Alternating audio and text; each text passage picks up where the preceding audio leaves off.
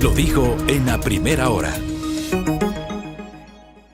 Carlita y amigos oyentes, ya estamos conectados vía telemática con el doctor José Ruales. Él es el ministro de Salud Pública. Con él vamos a estar dialogando sobre la actualización del cuadro básico de medicamentos. Doctor Ruales, bienvenido. Le damos precisamente la bienvenida a este espacio de entrevistas de A Primera Hora. Le saluda Gabriela Murgueitio y Carla Arcentales. Gracias por estar conectado con nosotros tan temprano. Muy buenos días, Gabriela y Carla, y es un gusto estar con ustedes y poder informar a la ciudadanía sobre algunos temas muy importantes de esta semana en el Ministerio de Salud. Así es, quiero darle la bienvenida preguntándole primero sobre el cuadro básico de medicamentos, ya que el sistema de salud actualmente ya cuenta con un nuevo cuadro de medicamentos. Este listado está conformado por 671 fármacos elaborados a partir de 484 principios. Pero hablemos precisamente cuáles son los que tienen mayor prevalencia en nuestro país, cómo se ha ido conformando este cuadro y cuándo estará completo. Bueno, el cuadro está completo a la fecha, está actualizado. Esa es la característica de este cuadro, esa es la intención de la norma.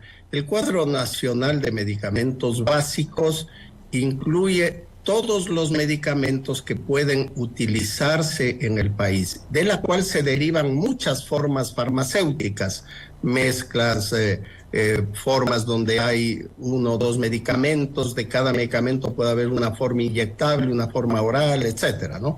Pero aquí están definidos todos los medicamentos que están legalmente autorizados, digamos, para la prescripción a nivel del sector público y a nivel del sistema farmacoterapéutico, es decir, son aquellos fármacos que las empresas pueden importar, pueden sacar un registro sanitario para poder comercializarlos. Son los medicamentos que van a utilizarse para las enfermedades prevalentes, todas las enfermedades que existen, y estos medicamentos se definen a través de un comité técnico científico que identifica las nuevas fórmulas farmacéuticas que se van desarrollando en el mundo, que se van creando.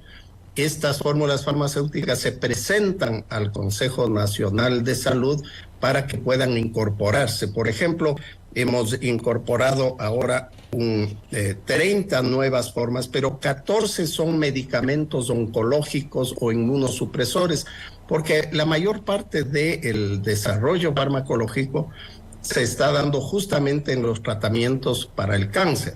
Entonces, nuevas moléculas, nuevas formas de tratamiento que se incorporaron en el último periodo son incorporadas ahora al cuadro nacional básico de medicamentos. Esta norma debe revisarse de acuerdo a la ley e incluso a una sentencia de la Corte Constitucional como mínimo cada 2 años. Lamentablemente, las últimas revisiones, algunas de ellas tomaron 4, 5 o 6 años. La última revisión tomó 5 años. Y eso genera un problema, porque durante ese periodo pudieron haberse producido medicamentos que realmente pueden servir para tratar una enfermedad, para salvar la vida, pero no estaban dentro de nuestro cuadro básico, y para poder utilizarlo había que seguir un procedimiento largo individual para cada caso. En cada caso que ocurría debía reunirse un comité en el hospital, tenía que aprobarse este medicamento y este tratamiento. Esto tenía que aprobarse a nivel nacional para que se permita entonces al Seguro Social o al Ministerio de Salud comprarlo. También hemos incorporado nuevos tratamientos para enfermedades muy prevalentes como la hipertensión arterial. Tenemos ahora un nuevo modelo de prevención y control de la hipertensión y hemos determinado ahí un tratamiento. Para ello se formula un protocolo, lo que llamamos nosotros una guía de práctica clínica, donde se define cuál es el tratamiento para cada enfermedad. Esos tratamientos son los que deben constar en el cuadro nacional básico de medicamentos. Lo mismo lo hemos hecho para enfermedades como la hemofilia. Hemos incorporado 5 medicamentos que son unos productos anticoagulantes de factores de coagulación para este tratamiento, o también en casos de la tuberculosis, por ejemplo. Hay formas para el manejo de la tuberculosis que ya tiene resistencia a otros antimicrobianos, y entonces hay que incluir nuevos antibióticos, nuevos antimicrobianos para tratar estas enfermedades que se vuelven resistentes. Eso es lo que han hecho esta vez. Nos hemos demorado desde mayo hasta la fecha 18 meses en generar el cuadro, y además estamos cambiando las normas del comité para que las instituciones del Ministerio de Salud, el IES, los clínicas, hospitales privados, la universidad, puedan presentar solicitudes de inclusión o de exclusión. También hay medicamentos que tienen que salir del cuadro básico porque ya no son efectivos o porque a veces se identifica que producen algún daño. Estos procesos que antes se hacían solamente cada 2 años, ahora van a poder iniciarse en cualquier momento, y vamos a iniciar estudios. Normalmente el análisis de los medicamentos lleva algún tiempo para poder hacerlo casi de manera continua y poder dar las opciones terapéuticas necesarias a los ciudadanos. Ahora, doctor, con este cuadro básico de medicamentos, ¿cuándo ya van a estar disponibles en las diferentes casas de salud públicas del país para que los ciudadanos que padecen una enfermedad puedan acceder a ellos? Porque principalmente esa ha sido la queja de los ciudadanos, de que no existen ciertos medicamentos, sobre todo para el tratamiento del cáncer. Entiendo que con la inclusión de estos 14 nuevos medicamentos oncológicos facilitará de mejor manera el tratamiento de los pacientes que padecen estas enfermedades. Claro, hay varios pasos que dar. En algunos de ellos los medicamentos pueden estar ya en los centros oncológicos, especialmente porque algunos de ellos ya siguieron ese camino individual, ¿no? Tortuoso, largo, pero ya tenemos algunos de ellos. En el futuro, una vez que estos ya están en el cuadro básico, entonces las empresas farmacéuticas solicitan el registro sanitario, y nosotros en el Ministerio de Salud, o lo mismo deberá hacer la Seguridad Social, ya puede iniciar procesos de compra a través de esas empresas o a nivel internacional. Nosotros, en preparación de esto, estamos comprando algunos de los medicamentos a través del Fondo Estratégico de la Organización Panamericana de la Salud. Pero es decir, ministro, perdón que le interrumpa, es decir que en estos momentos... Ministro, perdón que le interrumpa, es decir, en estos momentos la ciudadanía que acuda a cualquier red estatal de salud de nuestro país va a poder acceder a todo el cuadro de medicamentos, porque usted nos ha dicho que está completo, es decir, no van a tener ningún inconveniente en adquirir medicamentos respecto a enfermedades catastróficas. E incluso por aquí nos preguntan, el medicamento de la salud mental, que es algún medicamento que no existe aquí y que muchas veces les toca adquirir en el exterior. Sí, estos medicamentos, digamos, en este momento hemos incorporado 30 nuevos, ¿no? Uh-huh. Hay algunos medicamentos, por ejemplo, en el caso de la hemofilia, nos falta incorporar 2 medicamentos que los estamos comprando, pero como no está en el cuadro básico, tenemos que importarlos o tenemos que buscar un mecanismo diferente, ¿ya? La idea es justamente eso, que estos medicamentos novedosos o medicamentos que empiezan a aparecer y que son útiles sean analizados. No siempre todos los medicamentos que se generan, acaba de darse una controversia con un medicamento para el Alzheimer, que supuestamente iba a ser el medicamento que iba a curar esto, pero los estudios finalmente determinaron que no va a generar ninguna mejoría en relación a otros tratamientos, ¿no? Entonces, no hay medicamentos milagrosos tampoco, no incluimos medicamentos que están en fase experimental o que están en desarrollo. Muchas veces los pacientes solicitan esos medicamentos. Estos son medicamentos que ya han pasado las pruebas y que ya tienen una evidencia científica suficiente para poder ser incorporados. Pero asimismo van a ir, de acuerdo a las solicitudes que hagan los médicos, las instituciones, para cualquier tipo de enfermedad, estos pueden seguir considerándose y serán incluyendo. La lista, digamos, no está terminada, lo que está, como le digo, está actualizada a la fecha la 11ª revisión, pero vamos a seguir revisando continuamente para la inclusión de nuevos medicamentos durante todo el tiempo, ¿no? Y cada 2 años se van a codificar los medicamentos que hayan ingresado, a pesar de que una vez que se aprueben ya podrán incorporarse al cuadro. Doctor, ¿y cómo se garantiza la transparencia justamente de la compra de estos medicamentos y el acceso también al que pueden tener los ciudadanos para mirar qué tipo de medicamentos son los que forman parte ya de este cuadro nacional básico de medicinas?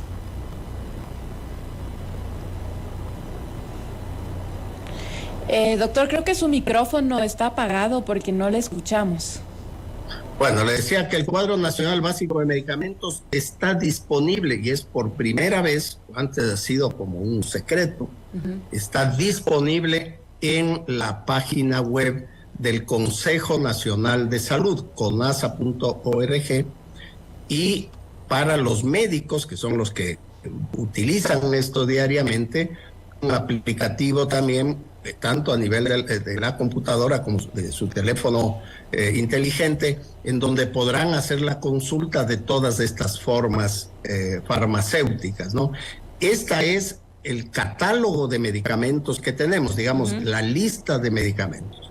Una vez que tenemos esta lista, también hemos modificado los prescriptores, ¿no? Había algunos de estos medicamentos, una gran parte de los medicamentos, que tienen definidos los niveles de atención que pueden atenderse. Hay medicamentos que solamente pueden ser recetados por un especialista en un servicio de tercer nivel, en un hospital de especialidad.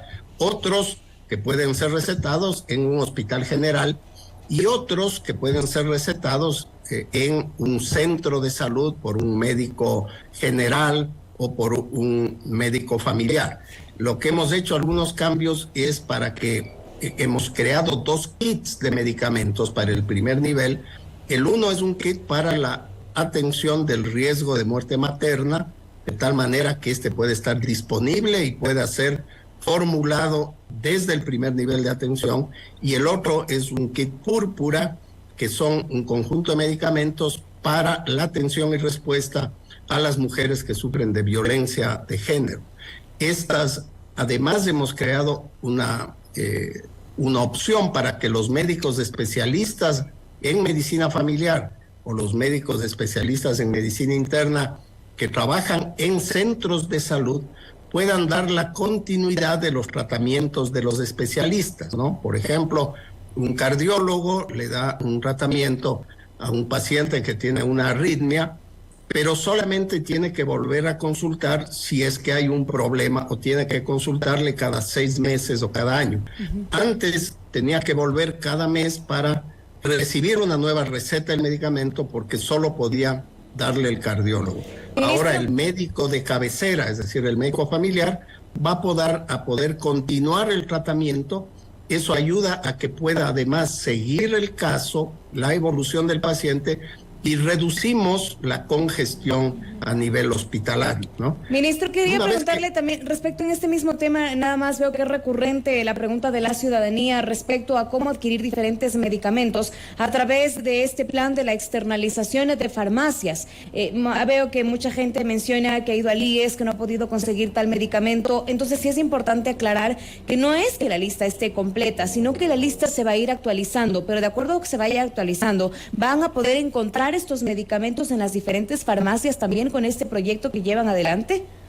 Bueno, primero son 2 cosas totalmente diferentes, ¿no? Este cuadro nacional básico de medicamentos es el listado de todos los medicamentos que están disponibles en el país y que las personas podrán obtener por diferentes medios.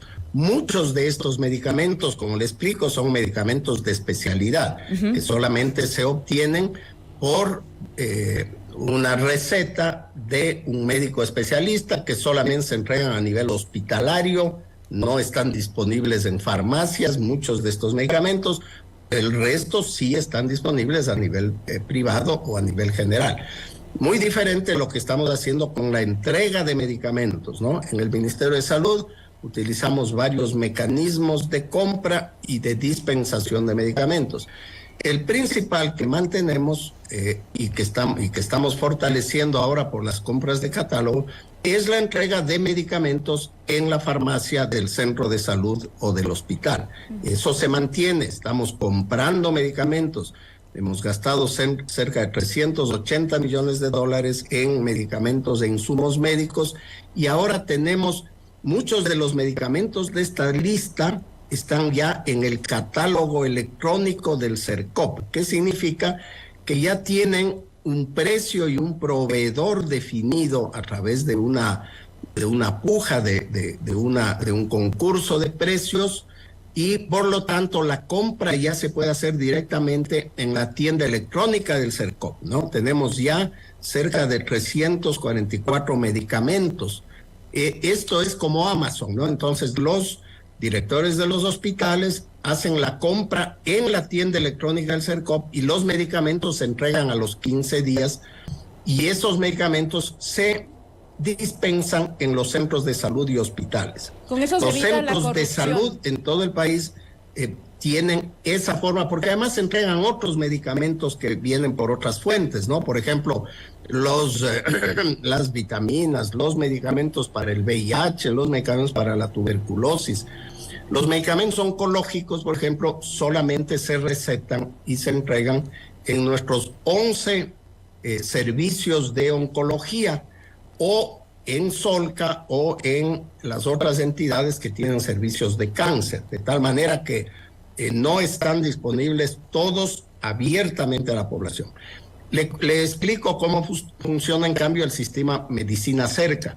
Para muchos de los medicamentos y para evitar que haya una repetida asistencia a veces al hospital para retirar medicamentos, especialmente con los medicamentos para pacientes crónicos, pacientes con diabetes, problemas de la tiroides, pacientes con hipertensión, que hay que entregarles un medicamento para 3 meses, lo que estamos haciendo es a esos medicamentos, para estos pacientes, les entregamos una receta electrónica que pueden retirar en ciertas farmacias de redes de farmacias que han firmado convenio para que esto lo hagan más cerca de su casa, para que lo puedan hacer también frente al hospital. Pero la idea es acercar el medicamento al hogar porque este medicamento lo puede retirar cada mes con una misma receta con 3 códigos de barra, ¿no? Es una forma de facilitar la entrega de medicamentos. ¿Cómo avanza? Pero esto es un sistema complementario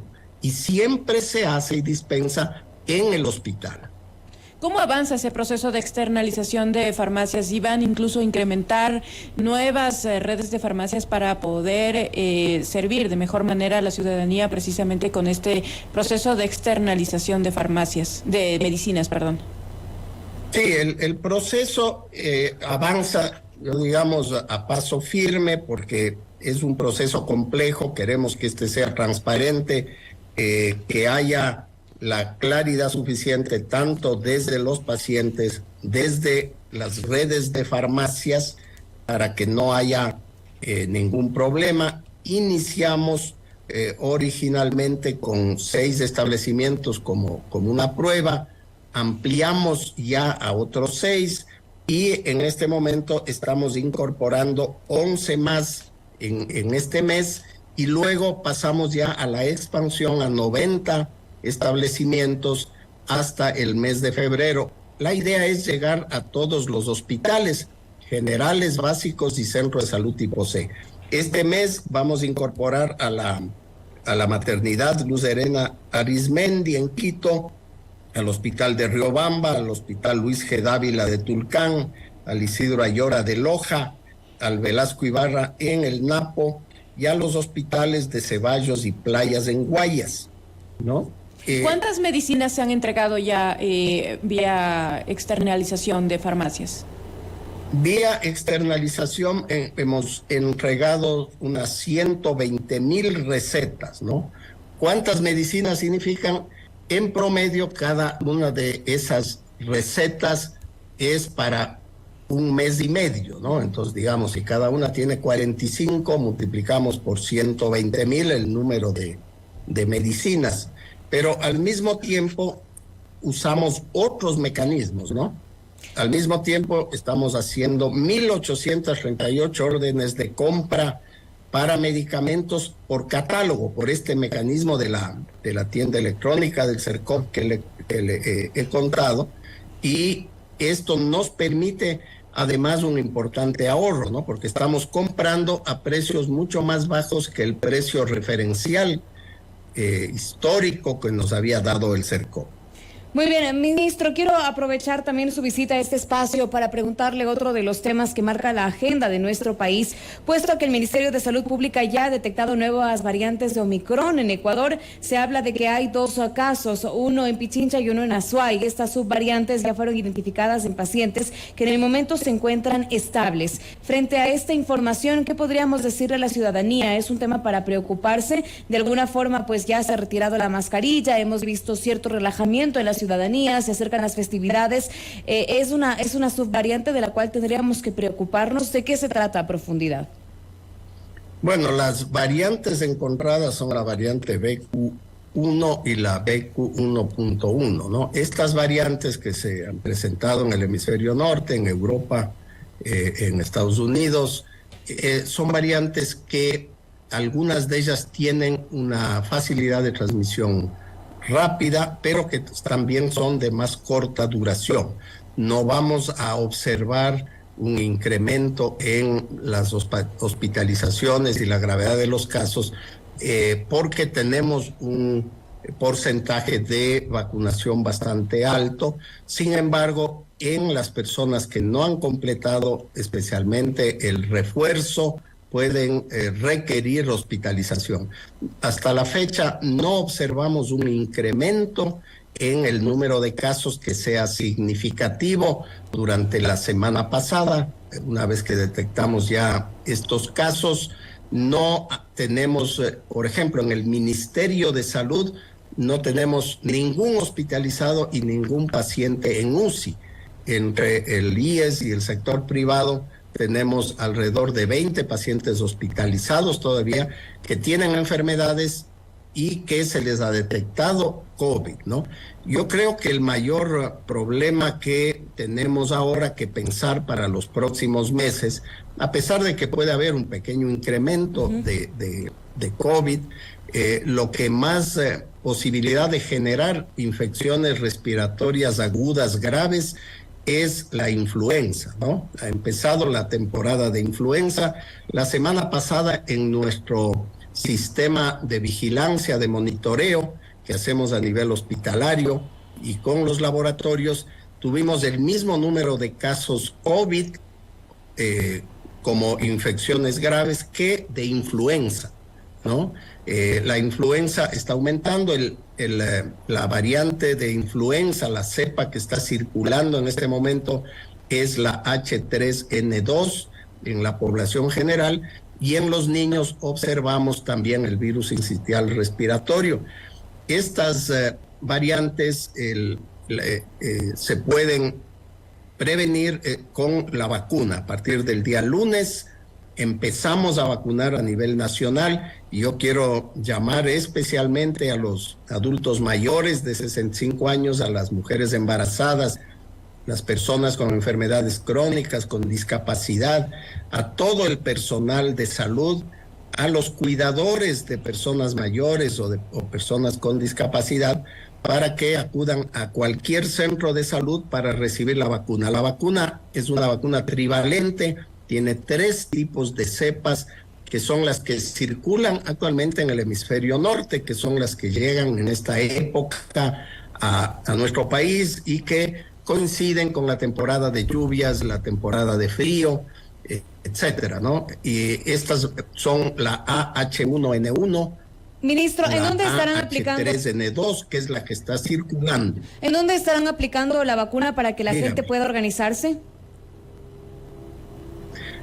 La vacuna se está aplicando en horario regular en todos los centros de salud del Ministerio de Salud. En cualquier centro de salud, cerca de su barrio, estamos poniendo las vacunas, y en las instituciones, en instituciones de salud, en ministerios, en laboratorios, etcétera, nosotros vamos con brigadas, ¿no? Si un lugar, por ejemplo, un centro de adulto mayor, etcétera, podemos ir con brigadas, se puede contactar a la coordinación zonal de salud de la provincia que corresponda, y podemos también organizar una brigada si podemos reunir un número de personas para facilitar la vacunación. ¿Cómo ha estado la respuesta ya finalmente? ¿Cómo ha estado la respuesta precisamente a esta vacunación que ustedes han iniciado contra la influenza? La respuesta ciudadana, ¿cuántas personas han acudido? ¿Hay esta respuesta positiva?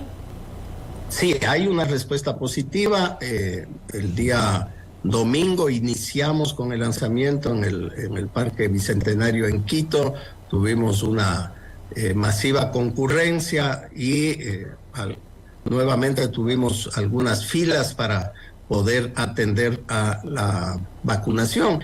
Y especialmente estos grupos, si es que no ha recibido su refuerzo de COVID, puede también simultáneamente a la vacuna de la influenza recibir también el refuerzo de COVID que estamos ofreciendo, ¿no? Además, como le digo, vamos a realizar brigadas que van a recorrer los barrios, las instituciones, las empresas, para buscar especialmente a estos grupos más vulnerables, porque como le digo, tenemos ya algunos casos. La semana pasada tuvimos 4 casos de hospitalizados. Afortunadamente no ha habido ningún caso de muerte por influenza hasta el momento, pero ya estamos observando casos hospitalizados, y seguramente ustedes ya en sus familias habrán escuchado de personas que ya tienen una gripe común, un resfrío o una influenza, y esto significa que esta temporada puede ser un poco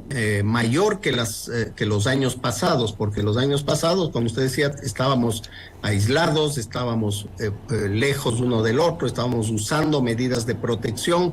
Esto ya se ha dejado de hacer y puede ser un riesgo. Por eso hay que volver, ya aprendimos. Si es que usted está enfermo, se siente agripado, tiene fiebre, o alguien de la familia, hay que volver a usar las medidas de protección. Las personas que tienen síntomas tienen que usar las medidas, aislarse, utilizar mascarilla, lavarse las manos para evitar contagiar a los demás. Perfecto, doctor, muchísimas gracias por haber participado en este espacio de entrevistas a primera hora. Importante información la que usted nos ha revelado, tanto con respecto a la actualización del cuadro básico de medicamentos, así como la situación de la influenza en el país. Ha sido un gusto, muchísimas gracias por haber estado con nosotros. Muchísimas gracias y que tengan un muy buen día. Primera Plana, todas las noticias, todas las voces.